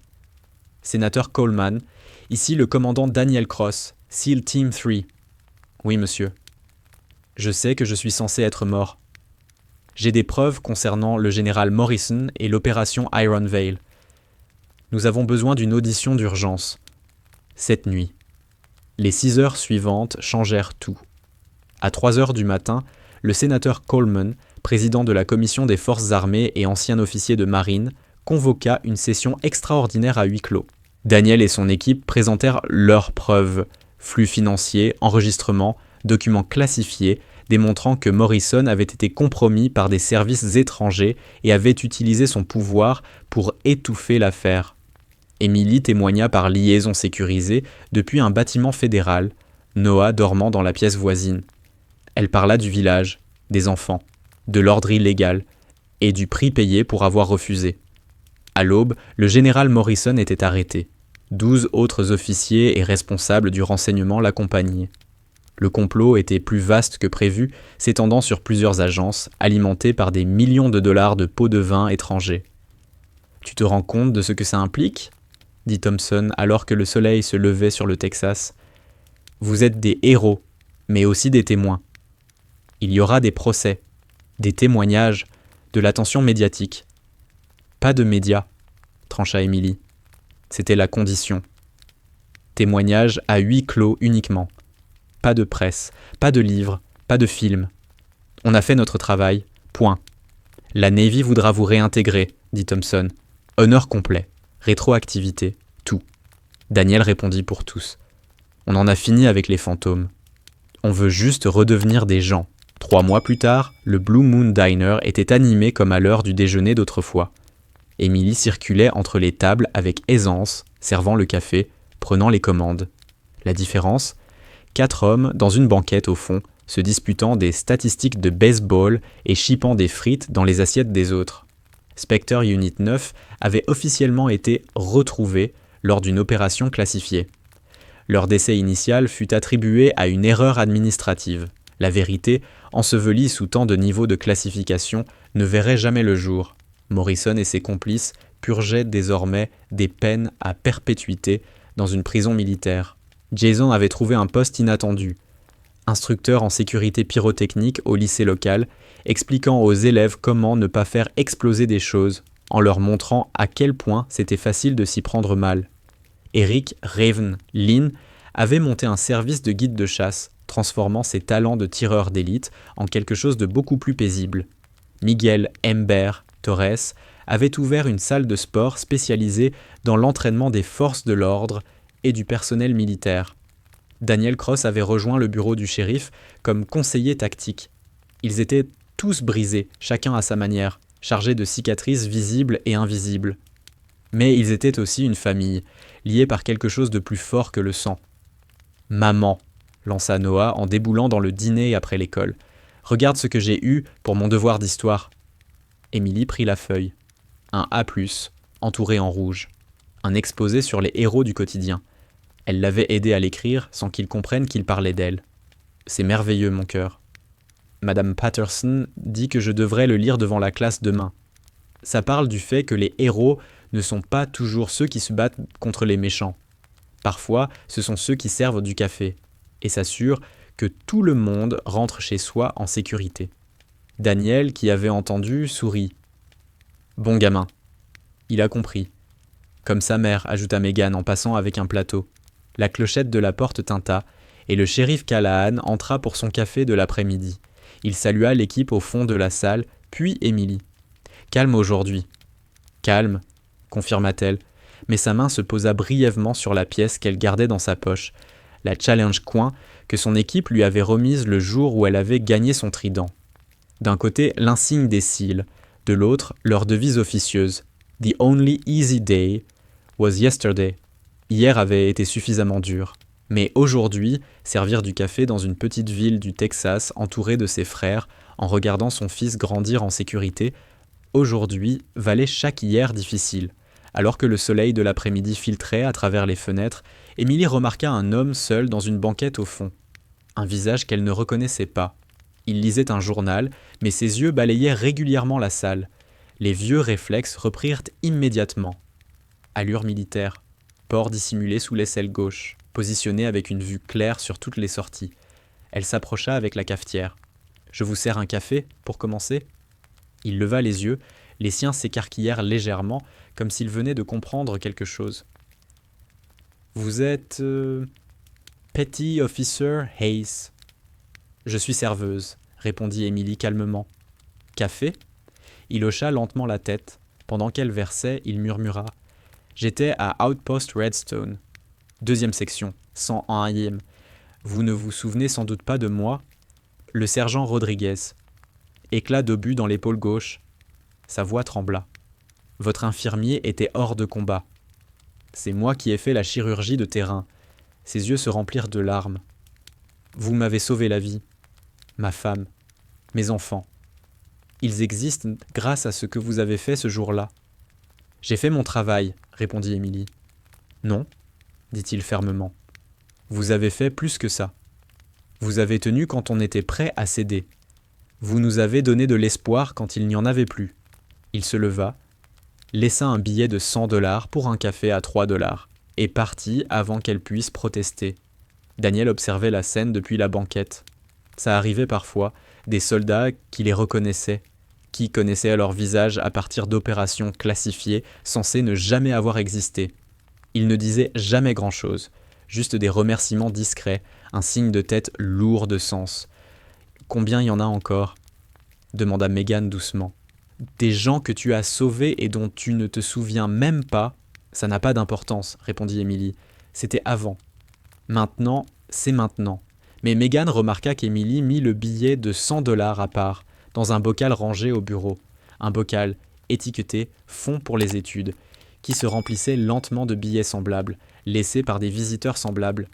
À l'approche de la fermeture, l'équipe aida au nettoyage. Vieille habitude, toujours laisser un endroit meilleur qu'ils ne l'avaient retrouvé. Noah faisait ses devoirs au comptoir, pendant qu'Emily comptait la caisse. C'était domestique, normal, paisible. Puis le téléphone sécurisé d'Emily, celui dont seules 5 personnes connaissaient le numéro, vibra. Nouvelle situation en cours, votre expertise demandée, participation strictement volontaire. Coleman. Le sénateur Coleman, désormais à la tête d'une commission classifiée sur la réforme des opérations spéciales, les contactait parfois, toujours sur la base du volontariat, toujours avec la possibilité de dire non. Emily montra le message à Daniel, qui le partagea avec les autres. Ils se réunirent dans le bureau pendant que Noah restait au comptoir, absorbé par ses exercices de mathématiques. « Qu'en penses-tu » demanda Daniel. « On en a fini avec les fantômes, » dit Jason. « Mais pas avec ce que nous sommes, » ajouta Eric. Miguel hocha la tête. « On a des compétences utiles. La vraie question, c'est peut-on les utiliser sans perdre tout ça ?» Il désigna le dîner, la vie normale qu'ils avaient si construite.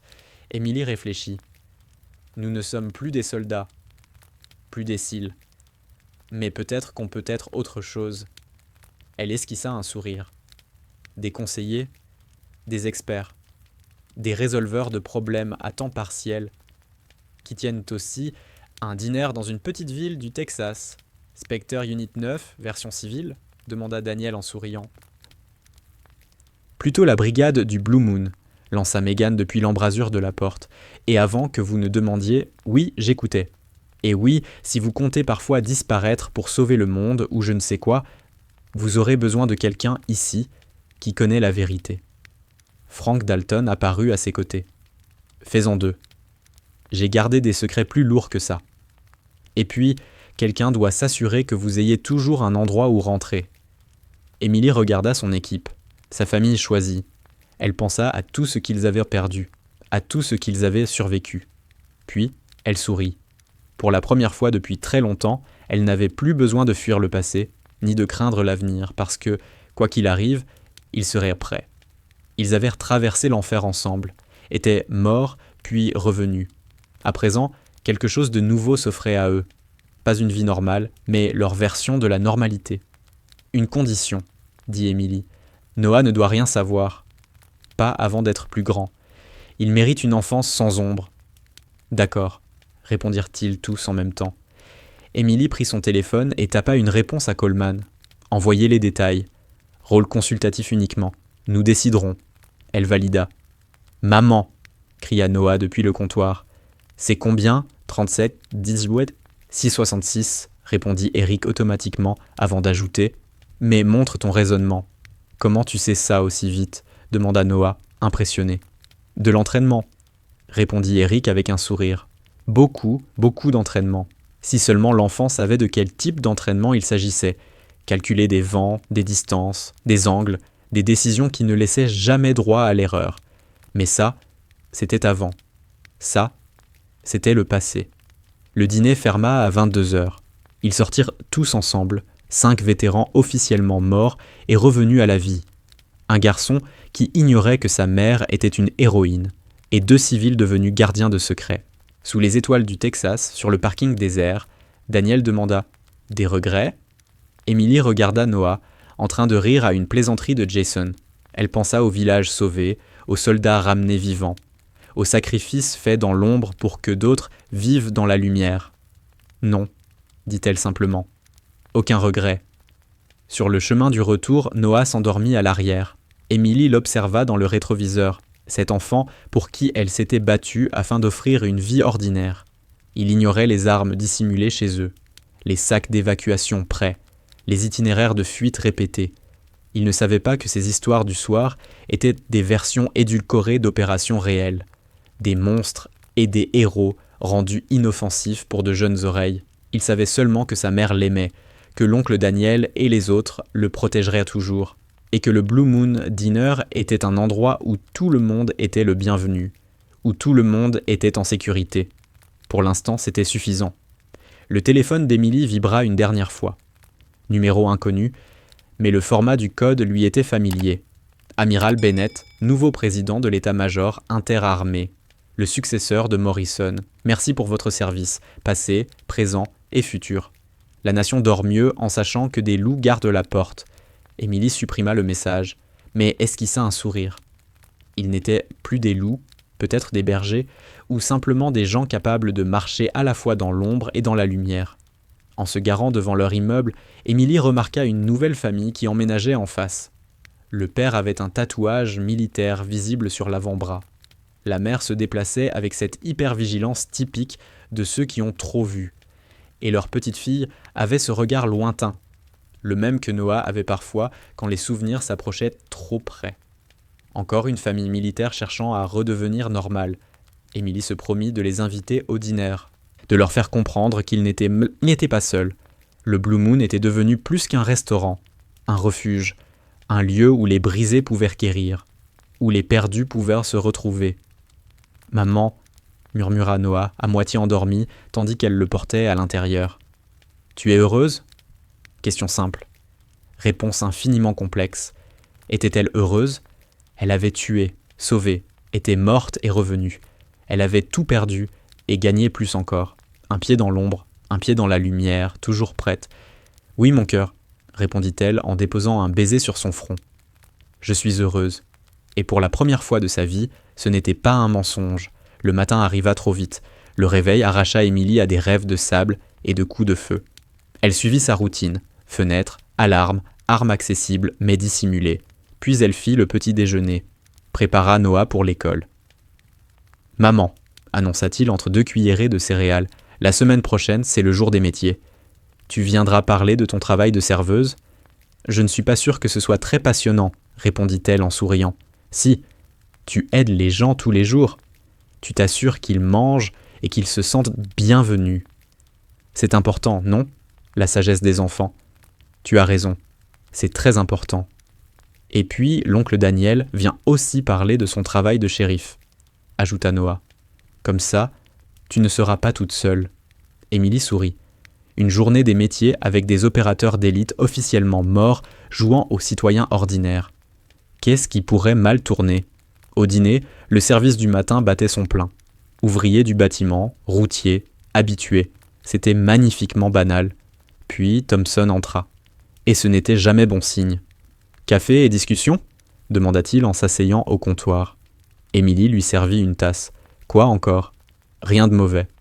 En fait, quelque chose de bien. Je t'écoute. La commission veut vous décerner la Medal of Honor. Cérémonie classifiée, bien sûr, mais reconnaissance officielle. On n'a pas besoin de médaille. Peut-être pas. Mais le pays a besoin de héros. Même secret. » Avant qu'Emily ne réponde, la porte du dîner s'ouvrit brutalement. Une jeune femme entra en courant, un bébé dans les bras, la panique dans les yeux. « S'il vous plaît, » haleta-t-elle. « Ils arrivent. Ils vont nous tuer. Aidez-nous. » L'évaluation de la menace fut instantanée. La femme avait une posture militaire, probablement du renseignement. Le bébé avait 6 mois peut-être, et le Hills étaient sans doute les 3 véhicules qui freinèrent violemment sur le parking quelques secondes plus tard. « Cuisine. »« Maintenant » ordonna Emily, guidant la femme derrière le comptoir. Daniel et les autres bougèrent déjà. Cette synchronisation presque irréelle née de longues années ensemble. Les clients furent rapidement dirigés à l'arrière. Megan verrouilla les portes. « DIA ?» demanda Emily à Thompson. « Pas les miens. » C'est autre chose, les hommes qui entrèrent n'étaient pas américains. Russes, si l'oreille d'Emily ne la trompait pas. Des professionnels, des tueurs. « Nous voulons la femme et l'enfant, » déclara le chef dans un anglais lourdement accentué. « Les autres peuvent partir indemnes. »« Vous êtes en Amérique, » dit le shérif Callahan, qui venait d'arriver pour son café matinal. « Vous n'êtes pas en position de faire des exigences ici. » Les Russes sourirent froidement. « Vous n'avez aucune idée de ce que vous gênez. »« Vous non plus, » répondit Daniel calmement. Ce qui suivit ne fut pas un combat. Ce fut une démonstration. 5 anciens SEAL travaillant en parfaite harmonie. Aucune arme dégainée, aucun coup de feu, juste de la physique, de l'anatomie et une efficacité terrifiante. En 45 secondes, 6 agents étrangers étaient inconscients sur le sol. Emily regarda autour d'elle. Le dîner était intact. Les civils en sécurité. Elle inspira profondément. La normalité venait encore d'être sauvée. Thompson était déjà au téléphone, appelant des renforts et expliquant la situation à des gens bien au-dessus de son niveau de rémunération. La femme avec le bébé sortit de la cuisine, les larmes coulant librement. « Merci, » murmura-t-elle. « Qui êtes-vous » Emily la regarda attentivement. « Et vous » ? Lieutenant Sarah Chen, renseignement naval. « Et voici ma fille. Mon mari a été tué il y a 3 jours parce qu'il avait découvert une nouvelle conspiration. Le réseau de Morrison. C'est bien plus vaste que ce que quiconque imaginait. International. » Emily baissa les yeux vers le bébé, puis releva le regard vers son équipe. Il voulait simplement tenir un dîner et mener une vie tranquille. Mais les ennuis les trouvaient toujours.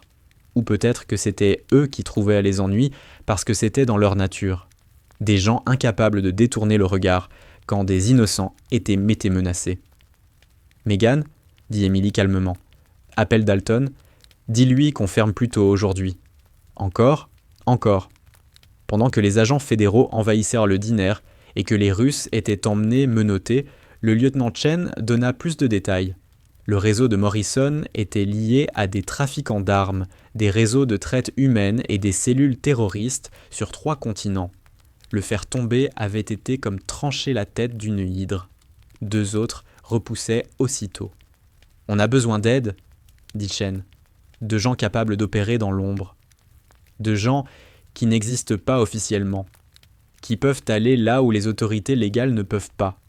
Nous sommes à la retraite, » répondit Daniel fermement. Chen balaya la salle du regard.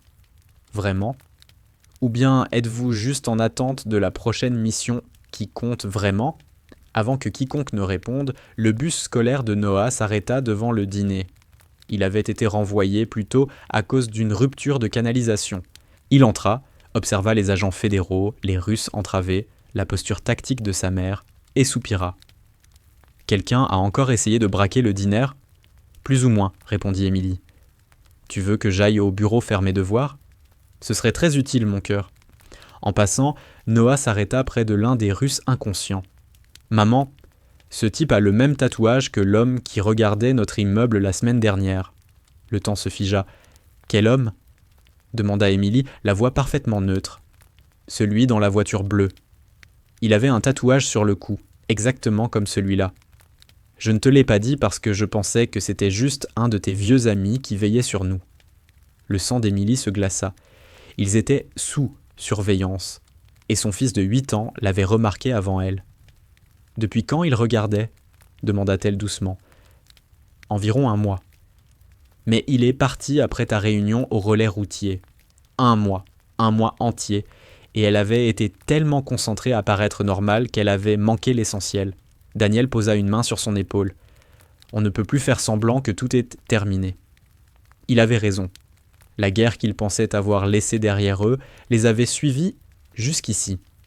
La question n'était plus de savoir s'ils pouvaient continuer à fuir, mais s'ils étaient prêts à se retourner et à affronter ce qui venait. Emily regarda le lieutenant Chen et son bébé, son équipe prête à tout, son fils tranquillement installé au bureau à faire ses devoirs pendant que des agents fédéraux traitaient une scène de crime dans leur dîner. Ce n'était pas la vie normale qu'elle avait voulu pour Noah, mais peut-être que la normalité était surestimée. Peut-être que l'essentiel, c'était qu'il soit entouré de gens prêts à mourir pour le protéger. De gens qui savaient que parfois faire face au mal comptait plus que rester en sécurité. « Une mission, » dit enfin Emily. Ensuite, on réévalue. « Une mission, » approuva l'équipe. Mais ils le savaient tous. Il n'y avait jamais qu'une seule mission pour des gens comme eux. Il y avait toujours une autre menace, un autre innocent en danger, une autre injustice à réparer. Alors que le soleil se couchait sur le Blue Moon Diner, projetant de longues ombres sur les plaines du Texas, Spectre Unit 9 se préparait une fois de plus. pas en tant que soldats, mais comme quelque chose de nouveau, des gardiens de l'espace entre la lumière et l'ombre, des protecteurs de ceux qui ne pouvaient pas se défendre. Le dîner serait toujours là demain, servant café et plats simples aux voyageurs et aux habitués. Mais ses propriétaires seraient plus que de simples restaurateurs. Une ligne fine, mais solide, face à l'obscurité. Une tasse de café. Une mission à la fois. « Maman !» appela Noah depuis le bureau. « Il y a quelqu'un à la télé qui parle du dîner. » Ils se rassemblèrent autour du petit écran. Une journaliste se tenait devant le bâtiment. Tiurt, où, plus tôt aujourd'hui, des habitants locaux ont neutralisé ce que les autorités fédérales décrivent comme un réseau international d'enlèvement. L'identité des héros reste confidentielle pour des raisons de sécurité, mais des sources évoquent des vétérans disposant d'un entraînement spécialisé. « Il va falloir changer d'endroit, » dit Megan. « Non, » répondit Emily sans hésiter. « On a fini de courir. C'est chez nous. » Elle redressa les épaules. « Si les ennuis veulent nous trouver, qu'ils viennent. Nous serons prêts. » Elle regarda son équipe, sa famille. Ils avaient perdu leurs anciennes vies, étaient devenus des fantômes, puis s'étaient battus pour retrouver une forme de paix. Aujourd'hui, cette paix était à nouveau menacée. Mais cette fois, c'était différent. Cette fois, ils avaient quelque chose pour lequel se battre. Pas seulement un devoir ou un drapeau, un foyer, le Blue Moon Diner, ses banquettes en vinyle usé, sa vieille cafetière. La petite ville du Texas qui les avait acceptés sans poser de questions. La vie reconstruite à partir des cendres de la précédente. « The only easy day was yesterday », cita Daniel reprenant leur ancienne devise. « Et demain s'annonce plutôt intéressant », ajouta Jason avec un sourire. La nuit tomba. Le dîner ferma ses portes. 5 fantômes se préparèrent à la guerre. Mais d'abord, Emily avait un fils à coucher, une routine à préserver, une vie à protéger, parce que c'est ça, être un héros. Se tenir dans l'ombre pour que d'autres vivent dans la lumière, même si ces héros portent des tabliers de serveuse et des blouses de cuisinier, servent du café et des parts de tarte tout en tenant les loups à distance. Le téléphone sonna une dernière fois. Emily regarda l'écran. Sénateur Coleman. « Spectre Unit 9 », répondit-elle, utilisant leur ancienne désignation pour la première fois depuis des années. « Ravi de vous revoir », dit Coleman. « Le pays a besoin de vous. »« On n'est jamais vraiment parti, » répondit Emily. « On a juste fait une pause café. » Dehors, les étoiles du Texas brillaient, immuables, veillant sur un petit dîner où des gens extraordinaires faisaient donc des choses ordinaires, en attendant le prochain moment où l'ordinaire ne suffirait plus. La guerre n'était pas terminée. Elle était simplement rentrée à la maison. Et la maison valait la peine d'être défendue.